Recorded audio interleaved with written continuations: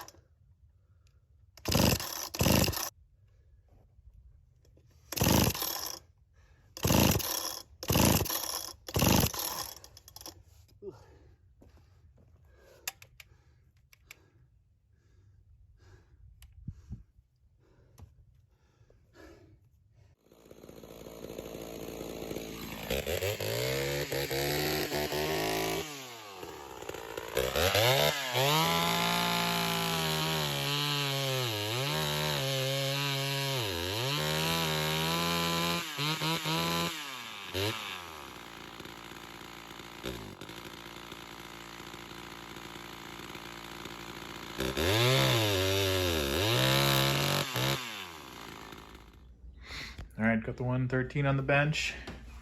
Here's the filter. A little dirty on the top. Looks like maybe some gas or something was getting on there, but the big thing I saw was that. Look at all that sawdust that got in there. Not good. I'm thinking what happened, because I looked at this and there's no tears in the filter. It's supposed to sit, let's see if I can get it on this thing, huh? It's supposed to sit on that. And you see how that's supposed to sit in the groove here?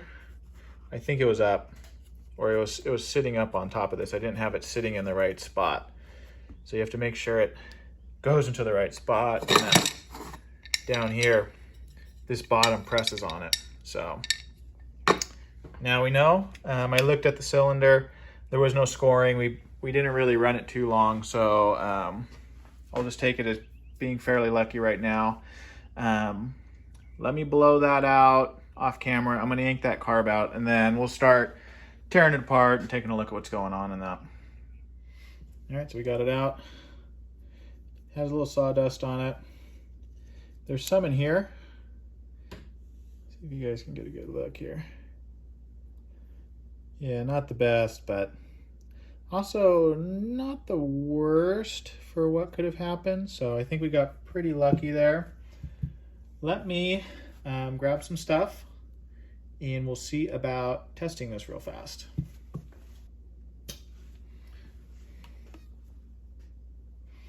All right, so I got this little vacuum hose. Let's make sure it holds pressure real fast. So that's on my finger. So it holds pressure, or it holds vacuum, excuse me. We're gonna plug it into this here. I know we tested it before, but we're just gonna verify it again, make sure we're not leaking or anything. Again, this might not be completely accurate. It could be leaking from the hose here, but let's see.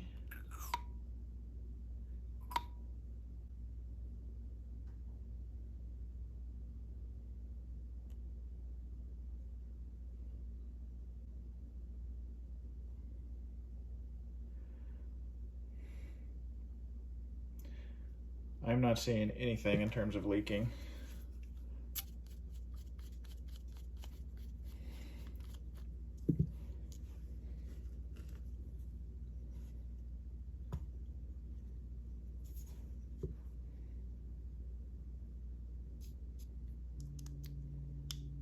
So here's the gasket.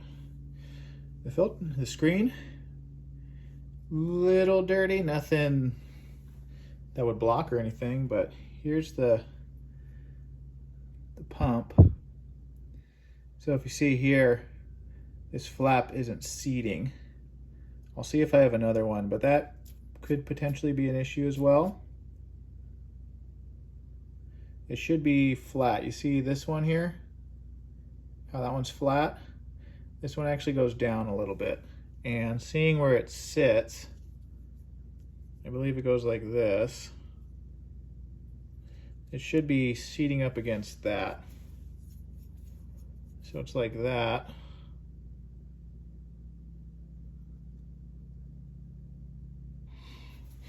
Now this one's going to be a little interesting. On this side here is actually an accelerator pump. potentially that could be an issue. I don't know if it's the case. I took it all apart before, and you have to take out this whole mechanism, which was kind of a pain in the butt. But I'm having a suspicion, since it's going lean, especially at high, or it's not really holding, you know, the tune well, we may have this diaphragm just out of adjustment. And the thing is I bought a aftermarket kit here for a rebuild. So even though I set it to the specs of what this carb should be, it's like it may not be entirely correct, because this kit is an aftermarket kit.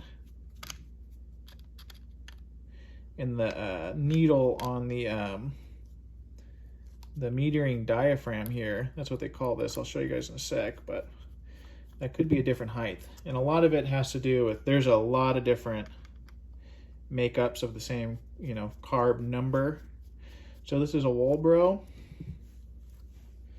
And if you see here, here's the cover. If you see here, this is an SDC 21. So you have to make sure you get the right specs for that too. Things are always just a little bit different. So here's the metering diaphragm. It actually attaches to the lever down here. So we have to be careful taking it off, not to rip anything. A lot easier said than done, huh? I believe we're gonna wanna go this way with it. There it is. So that's the metering lever right there. Here is the needle and diaphragm. The metering diaphragm itself looks to be in killer shape. Here's the gasket. Let's take her off. All these seem to be looking really, really good.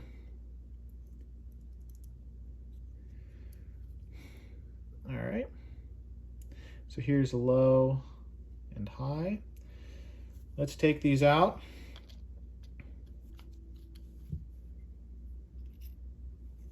Here's the needle to it. Here's the low.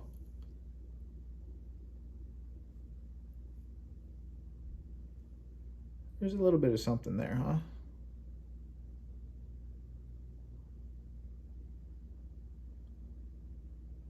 We'll make sure to clean that off. So we'll put the low on that side. Here's the high that we're having a problem with.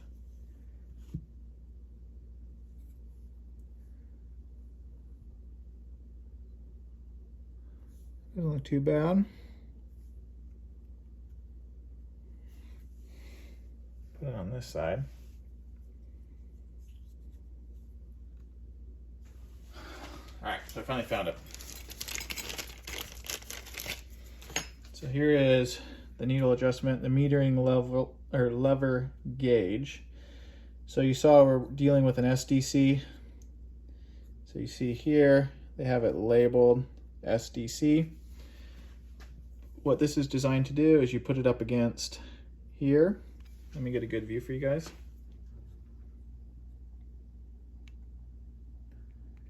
And as you can see, it looks like the lever actually might be a little on the low side, which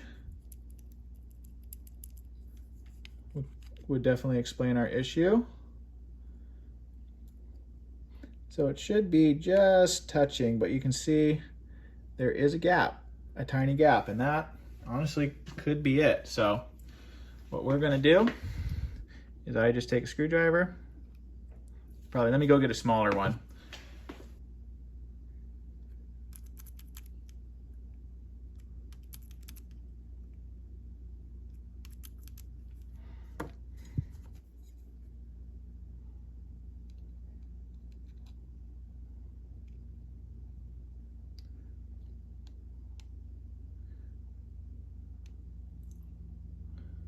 As you can see, getting closer.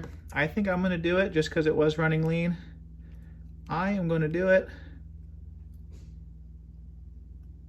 so it actually goes down a little bit.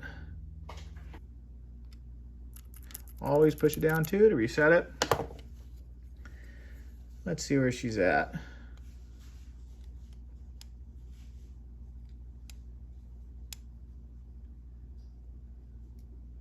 So it's got a little bit to go.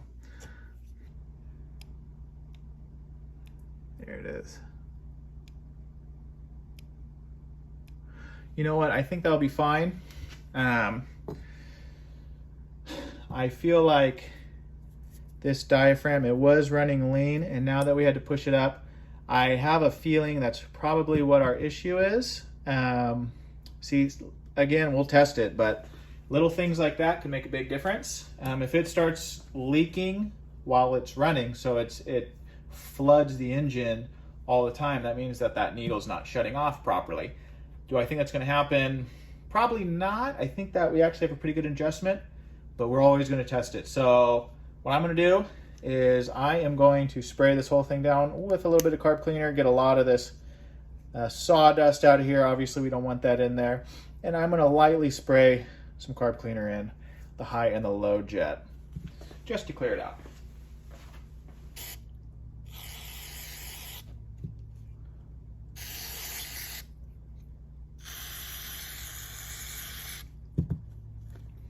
Now let's do it in the jets. So here's a low. Let's go this way with it.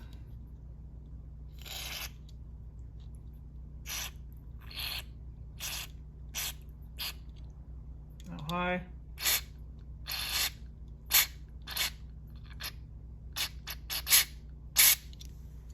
All right, that should clear it out. Okay.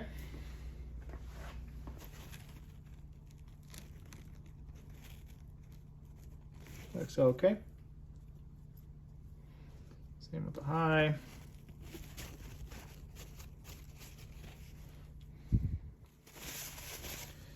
Should be good. So you start off with the gasket, and you know what? You guys saw me take it apart. I'm going to turn you off, and next time you see me, we'll be firing up this saw and see how she does. So see you guys in a second. All right, I want to show you guys too. I haven't tested it yet, but I got it all back together. We'll just double check that this thing holds a little bit of vacuum. Okay, let's test it on this. This might not hold just because those gaskets aren't wet, but we'll see what happens.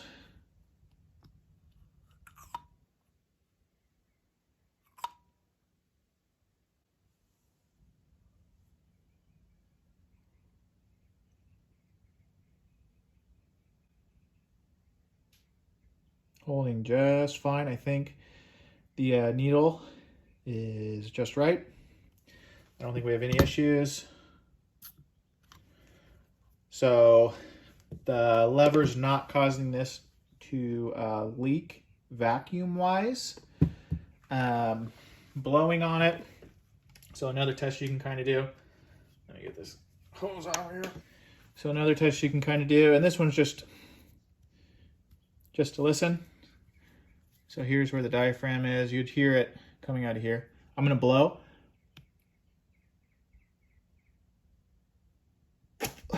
So nothing's coming out.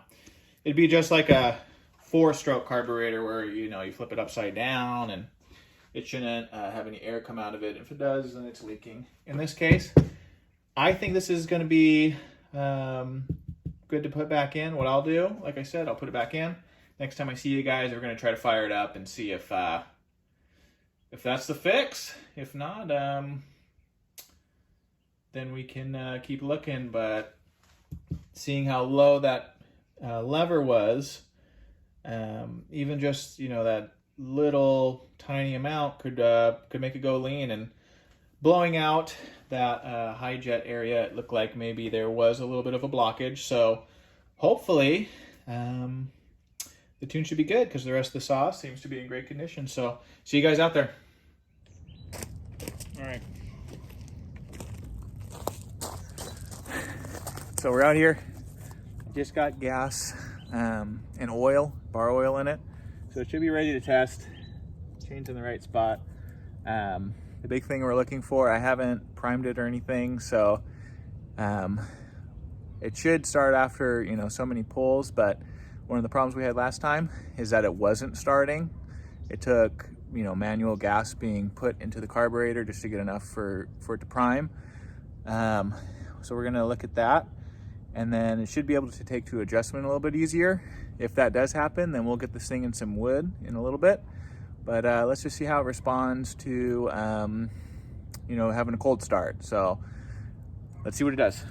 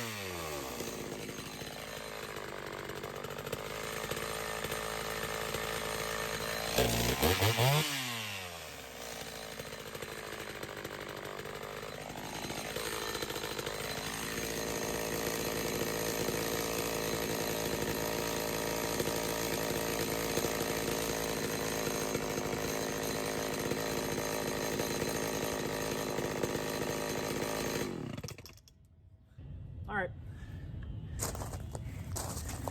Seems like it likes it a little fat, so there seems to be kind of a mismatch of tuning there between the high and the low.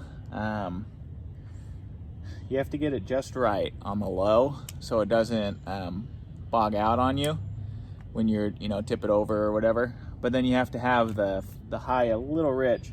Still seems about the same. What I would like to do though is put it through some wood later and we'll see how she holds up. But yeah, I mean, right now I'm not really noticing too much of a difference, but I did just put a little bit of gas. Looking at it, I couldn't really see the bottom of the gas, so we'll make sure everything's okay. Okay, I can see it now, but we'll make sure everything's good with that, and it's not just a low fuel issue, but okay. Definitely seems like it's sucking more gas up though, so hopefully, you know, hopefully we're good there.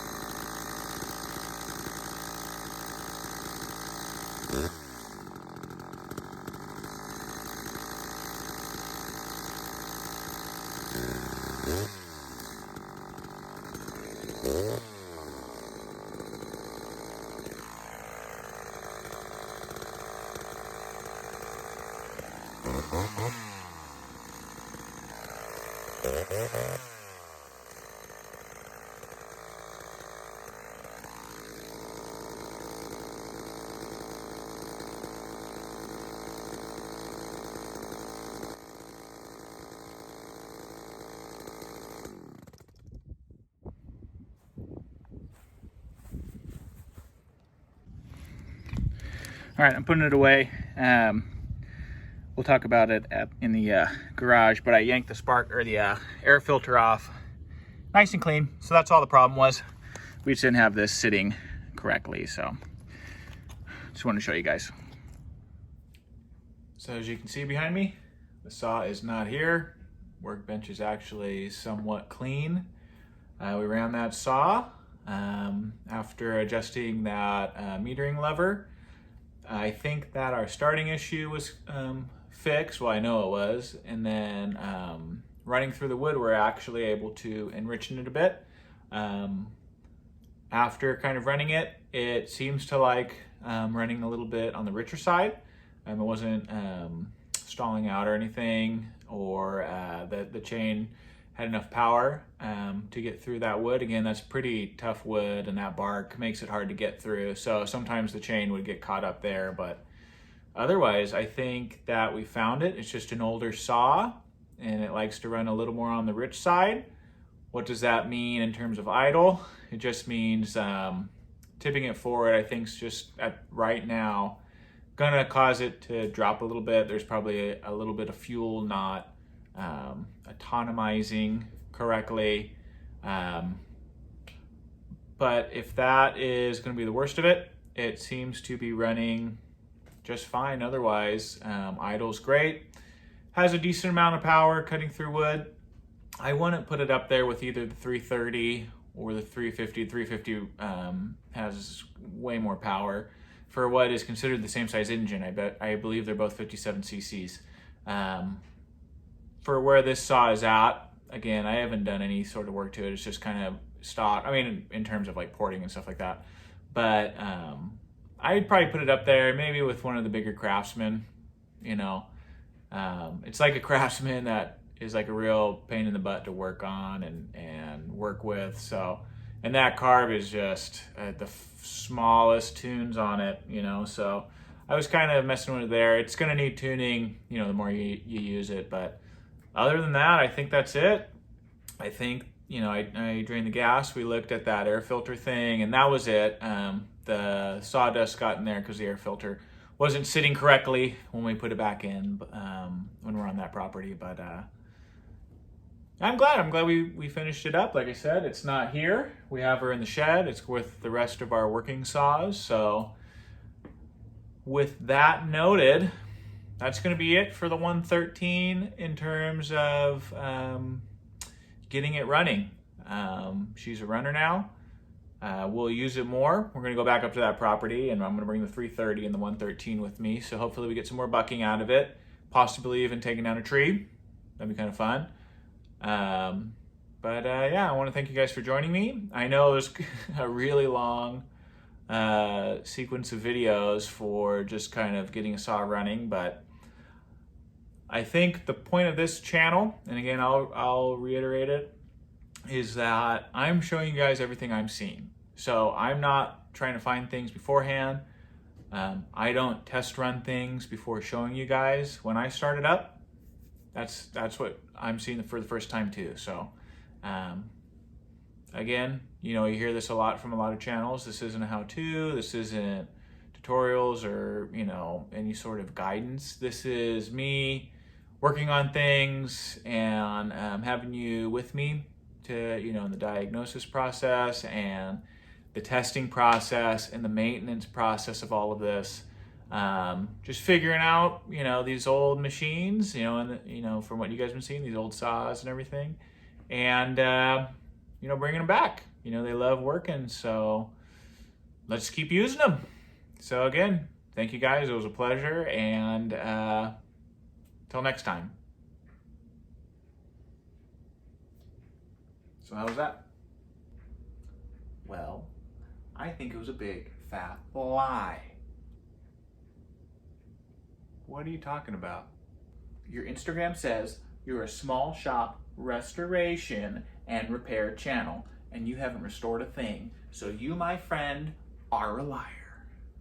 Oh, you're right. But what should I restore? A chainsaw! No. Okay. Got it. A double chainsaw. Like Darth Maul. Heck yes! No. I wonder. I got it.